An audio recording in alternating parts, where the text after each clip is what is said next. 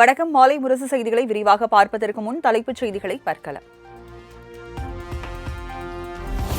திருவள்ளூர் மாவட்டம் மீஞ்சூர் அருகே வீட்டில் படித்துக் கொண்டிருந்த கல்லூரி மாணவிக்கு பாலியல் தொல்லை செய்த கஞ்சா போதை ஆசாமிகள் தாக்குதல். கூச்சலிட்டதால் அரிவாளால் சரமாரியாக வெட்டிவிட்டு தப்பி ஓடியதால் பதற்றம்.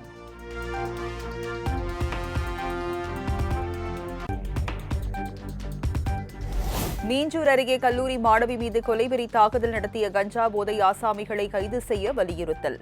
காவல் நிலையத்தை முற்றுகையிட்டு மாணவியின் உறவினர்கள் போராட்டத்தில் ஈடுபட்டதால் பரபரப்பு.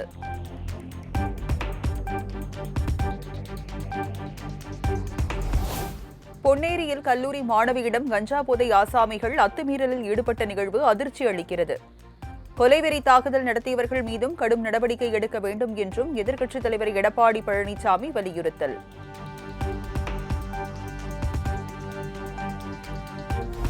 மீஞ்சூரில் கல்லூரி மாணவியை ரத்த வெள்ளத்தில் உயிருக்கு போராட வைத்திருப்பதுதான் ஸ்டாலின் மாடல் ஆட்சி.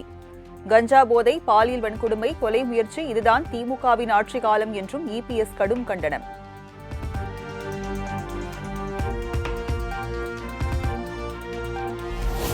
ஜனநாயகன் படம் இணையத்தில் லீக் ஆன விவகாரத்தில் படக்குழுவினர் சென்னை உயர்நீதிமன்றத்தில் முறையீடு. மனுவாக தாக்கல் செய்தால் விசாரணைக்கு எடுத்துக் கொள்ளப்படும் என நீதிபதி கருத்து.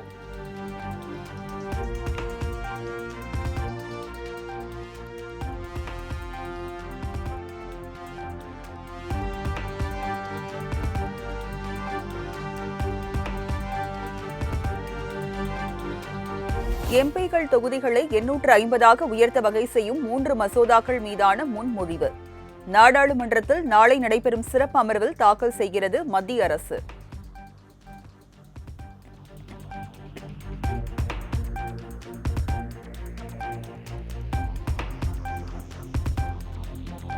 தொகுதி மறுவரையறைக்கு எதிராக தமிழ்நாடு முழுவதும் வீடுகளிலும் பொது இடங்களிலும் நாளை கருப்பு கொடி ஏற்றம், போராட்டம்.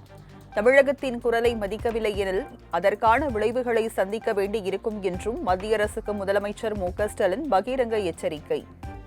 தெரிவிக்க வேண்டிய நேரம் வந்தாச்சு.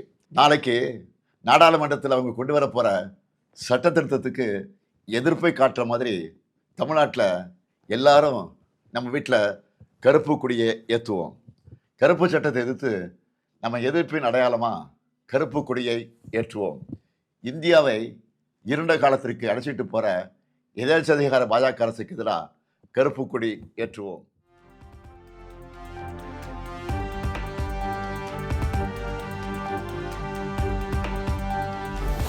இந்தியாவின் வளர்ச்சிக்காக பாடுபட்ட குற்றத்திற்காக தமிழ்நாடு உள்ளிட்ட தென் மாநிலங்களுக்கு தண்டனையா? தொகுதி மறுவரையறை விவகாரத்தில் மத்திய பாஜக அரசு நெருப்போடு விளையாடுவதாகவும் முதலமைச்சர் காட்டம். மிக மிக கூடுதலா தொகுதிகளை அதிகரித்து நம்ம தென் மாநிலங்களின் பிரதிநிதித்துவமே தேவை இல்லை என்ற நிலைமையை கொண்டு வர போகிறாங்க.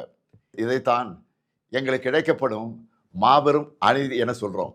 மக்கள் தொகையை கட்டுப்படுத்தினதுக்காக தென் மாநிலங்களுக்கு தண்டனை. இது தேச நலனுக்காக, தேச வளர்ச்சிக்காக நாங்கள் துணை நின்னா எங்களுடைய அரசியல் உரிமையை பறிப்பீங்களா? இதை விட கொடுமை என்ன இருக்க முடியும்?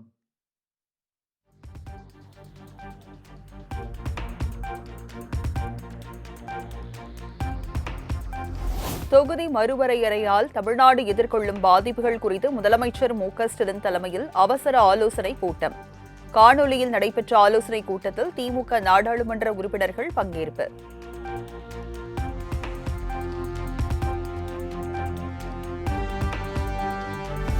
தமிழகம் முழுவதும் திமுக சார்பில் நாளை கருப்பு கொடி ஏற்றும் போராட்டம் அறிவிக்கப்பட்டதன் எதிரொலி. அனைத்து மாவட்ட செயலாளர்கள் உடன் திமுக தலைவரும் முதலமைச்சருமான மு.க.ஸ்டாலின் காணொலியில் அவசர ஆலோசனை.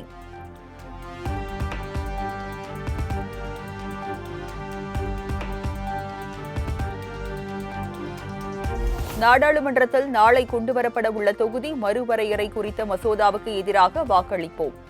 திமுக உறுப்பினர்கள் கருப்பு சட்டை அணிந்து பங்கேற்க உள்ளதாகவும் நாடாளுமன்ற உறுப்பினர் தயாநிதி மாறன் தகவல்.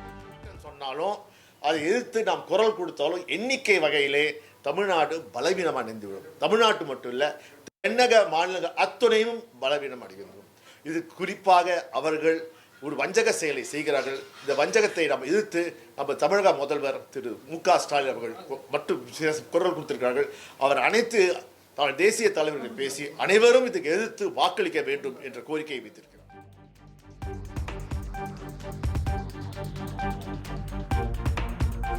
தொகுதி மறுவரையறை நடைமுறைப்படுத்தப்பட்டால் மொழி, கலாச்சாரம் மற்றும் மாநில உரிமைகள் தொடர்பான சட்டம் போன்றவற்றில் தென் மாநிலங்களின் பிரதிநிதித்துவம் பாதிக்கப்படும்.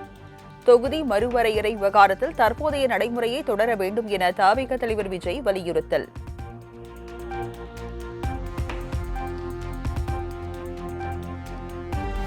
தொகுதி மறுவரையறை தொடர்பான கேள்விக்கு உள்துறை அமைச்சர் அமித்ஷாவின் கருத்தை பிரதிபலிப்பதுதான் முறையா? தமிழகத்திற்கு பாதகம் வராது என்ற எதிர்க்கட்சித் தலைவர் எடப்பாடி பழனிசாமியின் கருத்து மிகுந்த அதிர்ச்சி அளிப்பதாகவும் ப. சிதம்பரம் பேச்சு. ஆனால் திரு எடப்பாடி பழனிசாமி அவர்கள் என்ன பதில் சொன்னாரு? அந்த பதில் தான் எனக்கு அதிர்ச்சியை தந்தது. பாதகம் வரும், பாதகம் வராது, நான் படிக்கல, அந்த பதிலெல்லாம் சொல்லல. என்ன சொன்னாரு? நான் உள்துறை அமைச்சர் திரு அமித்ஷா அவர்களை கேட்டேன், அவர் தமிழ்நாட்டுக்கு பாதகம் வராது என்று சொன்னார், ஆகவே பாதகம் வராது. இது என்ன பதில்?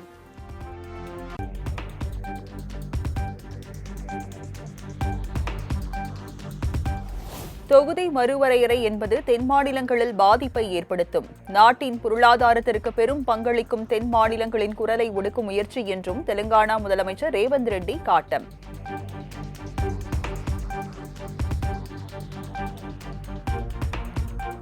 கேரளம், கர்நாடகா சுற்றுப்பயணத்தை முடித்துக் கொண்டு இன்று நாகர்கோவில் வருகிறார் பிரதமர் மோடி.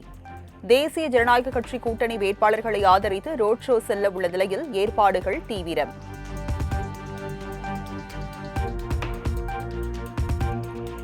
தமிழக டிஜிபி நியமனம் தற்காலிகமானது என்பதை தெளிவுபடுத்தி மறு உத்தரவு வெளியிட வேண்டும். இந்திய தேர்தல் ஆணையத்திற்கு திமுக நாடாளுமன்ற உறுப்பினர் டி.ஆர். பாலு கடிதம்.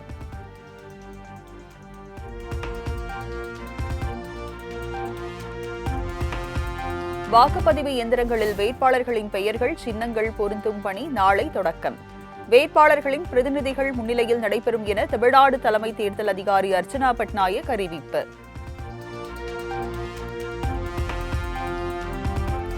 தேர்தல் பணிகளில் ஈடுபடும் அரசு ஊழியர்கள், ஆசிரியர்கள் உள்ளிட்டோரிடம் தபால் வாக்குகளை பெறும் பணி இன்று முதல் தொடக்கம். அனைத்து மாவட்டங்களிலும் தொகுதி வாரியாக தேர்தல் ஆணையம் சிறப்பு ஏற்பாடு.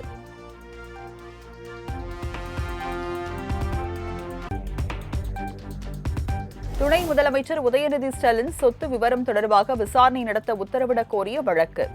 2021 மற்றும் 2026 ஆண்டு தாக்கல் செய்த சொத்து விவரங்களில் முரண்பாடு இருப்பதாக கூறி தொடரப்பட்ட வழக்கில் வருமான வரித்துறை அறிக்கை தாக்கல் செய்ய சென்னை உயர்நீதிமன்றம் உத்தரவு.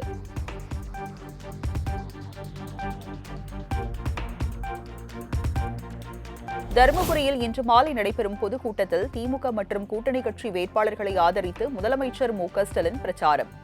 இரவு 7 மணியளவில் சேலம் அண்ணா பூங்காவில் பிரம்மாண்ட மகளிர் பேரணியிலும் முதலமைச்சர் பங்கேற்கிறார்.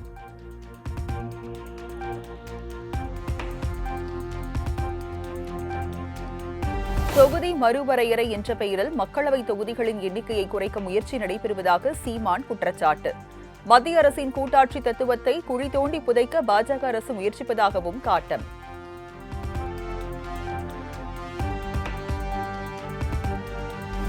தமிழகம், புதுச்சேரியில் இன்று முதல் ஜூன் 15ஆம் தேதி வரை 61 நாட்களுக்கான மீன்பிடி தடைக்காலம் நள்ளிரவு முதல் அமலுக்கு வந்தது.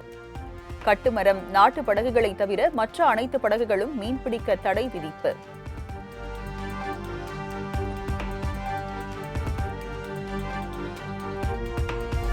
ஜல்லிக்கட்டு மற்றும் ஸ்டெர்லைட் போன்று கச்சத்தீவை மீட்க அனைத்து அரசியல் கட்சிகளும் முன்வர வேண்டும். இலங்கைக்கு கச்சத்தீவு தாரை வார்க்கப்பட்டதால் மீனவர்கள் கடும் பாதிப்பை எதிர்கொண்டு வருவதாகவும் கச்சத்தீவு மீட்புக் குழு குற்றச்சாட்டு. கட்டாயமா கச்சத்தீவை மீட்கும் வரை எங்களுடைய போராட்டம் தொடரும்.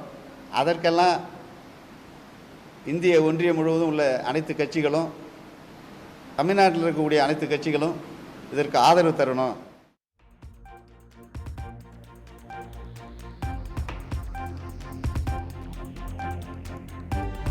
நெல்லை மாவட்டம் மருதம்புத்தூர் கிராமத்தில் பனை தொழிலாளி மீது துப்பாக்கிச்சூடு நடத்தப்பட்ட விவகாரம். காவல் சார்பு ஆய்வாளர் இசக்கி ராஜா மீது கொலை முயற்சி வழக்கு பதிவு செய்ய கோரி பரமக்குடியில் விவசாயிகள் கண்டன ஆர்ப்பாட்டம். கொலை முயற்சி வழக்கு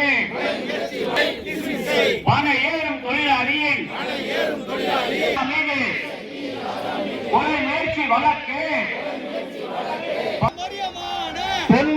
தொன்மையான ஒரு கண்டன கூட்டத்தை நடத்துவதற்கான ஏற்பாடு நடந்து கொண்டிருக்கிறது. மதிப்புக்குரிய ஐயா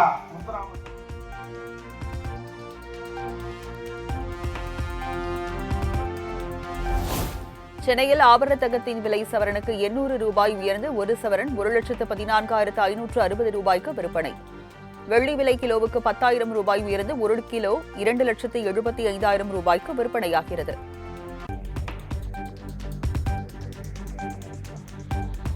பீகார் மாநிலத்தின் புதிய முதலமைச்சராக பதவியேற்றுக் கொண்டார் பாஜகவை சேர்ந்த சாம்ராஜ் சௌத்ரி. ஆளுநர் மாளிகையில் நடைபெற்ற விழாவில் பதவி பிரமாணம் செய்து வைத்தார் ஆளுநர் சையத் அதா ஹஸ்னைன். के अनुसार न्याय करूंगा।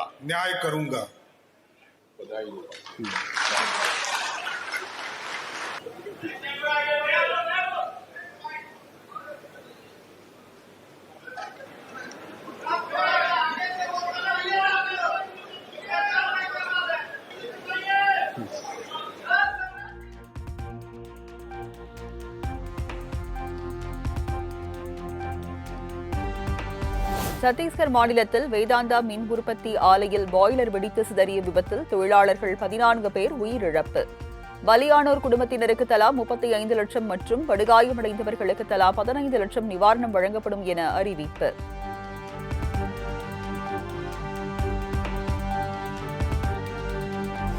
IPL தொடரின் இன்றைய போட்டியில் பெங்களூரு அணியை எதிர்கொள்கிறது லக்னோ சூப்பர் ஜெயின்ஸ். பெங்களூருவில் இன்று இரவு 7:30 மணிக்கு நடைபெறும் போட்டியில் வெற்றியை பதிவு செய்ய இரு அணி வீரர்களும் தீவிரம்.